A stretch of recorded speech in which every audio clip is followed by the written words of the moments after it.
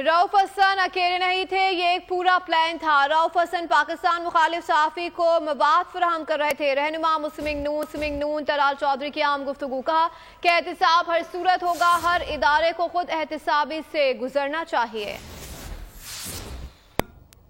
वो बैरून मुल्क जितने भी एंटी पाकिस्तान सहाफ़ी हैं, अगर उनके साथ भारतीय सहाफ़ी और इसी तरह दूसरे सहाफ़ियों के साथ राब्ते में था, तो ये अकेला आदमी नहीं था।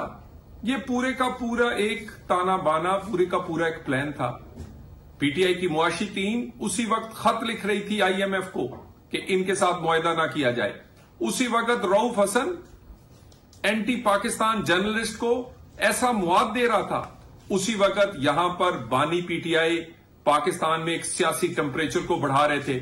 उसी वक्त कई जज साहिबान बानी पीटीआई और ऐसे फैसले कर रहे थे जो इस पूरे प्लान के मुताबिक थे। सब्सक्राइब करें और बेल दबाएं ताकि कोई खबर रह न जाए।